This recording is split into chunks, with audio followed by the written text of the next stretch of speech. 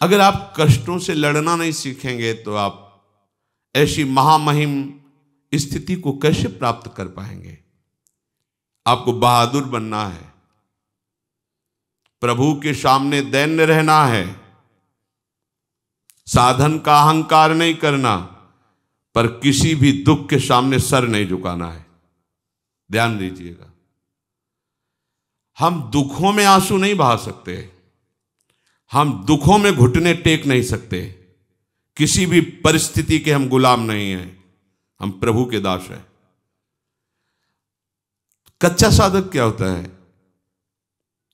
प्रभु के लिए एक भी आंसू नहीं आते, अपने थोड़े दुख में फूट फूट कर रोता है। थोड़ी सी व्यवस्था भंग हुई, आंसुओं की धार लग गई, थोड़ी सी प्रतिकूलता हुई, छूट गया नियम, छूट गई उपासना। ऐसे कच्चे घड़ों में प्रेमामृत रस नहीं रखा जाता है। रस रखने वाला बहुत प्रवीण है, वो पहले देख लेता है बजा के कि घड़ा कहीं फूटा तो नहीं है, कच्चा तो नहीं है, क्योंकि अत्यंत दुर्लभ ये प्रेम रस आचार्य और गुरु उसी के हृदय में रखते हैं जो समस्त द्वंद्वों के सहने की सामर्थ्य रखता है। 24 घंटे में जब आप शयन के लिए जाएं तो आप उस समय अपने पूरी जागृत अवस्था की एक एक वृत्ति का चिंतन करें। आज जब से जगे थे और अब शयन करने जा रहे हैं, कौन कौन सी ऐसी वृत्ति आई जो प्रभु से विमुख करने वाली थी, कौन कौन सी ऐसी बात हुई जो प्रभु से विमुख करने वाली थी, कौन कौन सी ऐसी क्रिया हुई जो प्रभु से विमुख, और उसको अपने दिमाग में रखो। कल से नहीं होने पाएगा, ये बात नहीं होगी, ये त्रुटि नहीं होगी, ये क्रिया नहीं होगी। और प्रभु से प्रार्थना करो, नाथ हमें बल प्रदान करो कि जो आज हमारी उपासना में त्रुटि हुई वो कल नहीं होनी चाहिए। अगर पुनः होती है तो फिर हम पश्चाताप करेंगे, फिर हम दृढ़ नियम लेंगे और एक दिन हम इन त्रुटियों पर विजय प्राप्त कर लेंगे। दीन बंधु करुणा वरुणालय प्रभु आपके सहयोग में हैं।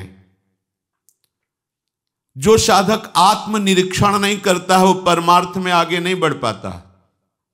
आत्मनिरीक्षण, अपने को देखना, अपनी जांच करना। आप स्वयं अपने न्यायाधीश बनिए और अपनी साधना को जांचिए, अपनी उपासना को जांचिए। कितना भाव गुरु अनुशासन में है और कितना मनमानी है उसका विभाग कीजिए। मनमानी में कितना हमारा अशुभ है, कितना शुभ है उसका विभाग कीजिए। उस अशुभ में हम कितना किसमें तल्लीन हैं और फिर उस पर शासन कीजिए। अपने आप को देखते रहना ये उपासना का विशेष अंग है। हमसे क्या त्रुटि हो रही है, हम कहीं प्रमाद में तो नहीं है। यह विषयी पुरुष का लक्षण है। कौन क्या कर रहा है, कहां जा रहा है, यह उपासक का कार्य नहीं है। जो दूसरों को देखते रहते हैं वो उपासक नहीं है, वो विषयी पुरुष है। या जो महापुरुष जगत को नामामृत उपदेशामृत से परम कल्याण की तरफ ले जा रहे हैं वो देख सकते हैं। अपने को चाहिए कि अपने को देखना है कि हम कहां कहां फंस रहे हैं, कहां कहां आज्ञा उल्लंघन कर रहे हैं, कौन सी बात मन की मान रहे हैं, कौन सी बात गुरु की मान रहे हैं, शास्त्र की मान रहे हैं। साधक को तो अपने निरीक्षण से ही फुर्सत नहीं मिलती। वो दूसरे के विषय में क्या देखेगा, क्या बोलेगा। और जो दूसरे के विषय में देखता है, बोलता है, वो गिर जाता है, परमार्थ के लायक नहीं रहता। ध्यान देना है।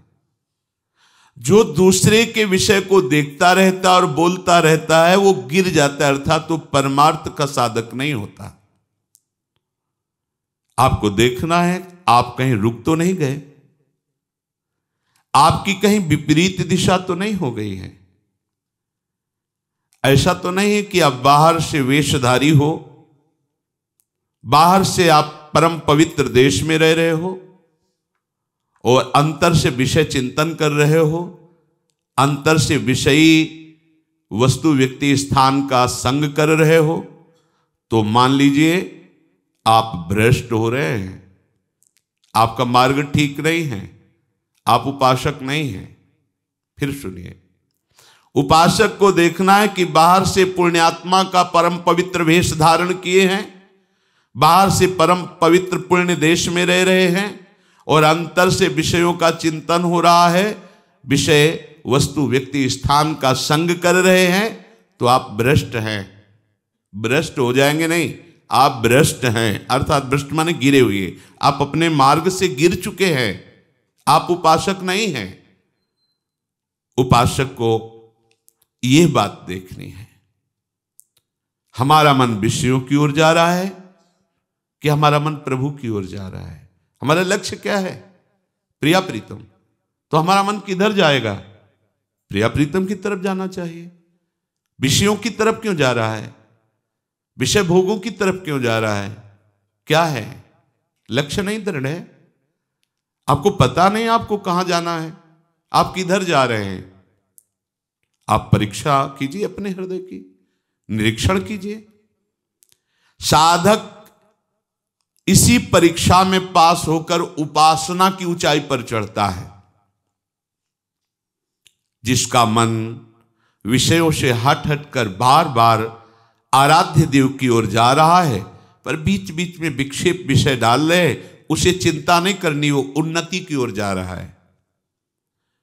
जो बाहर से सब कुछ भागवतिक है, लेकिन अंदर से केवल विषय चिंतन और उसको पश्चाताप भी नहीं है, वो चाहे जितने जन्म ऐसे बना रहे कोई लाभ लेने वाला नहीं। वर्ष नहीं कह रहे, जन्म, चाहे जितने जन्म, लाभ नहीं मिलने वाला।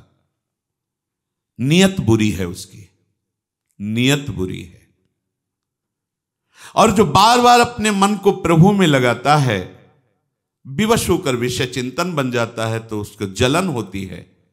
ये ठीक रास्ते पर है, इसकी नियत अच्छी है, उद्देश्य अच्छा है, वो जा रहा है अपने प्रीतम की ओर, वो मुड़ गया है अपने प्रीतम की ओर।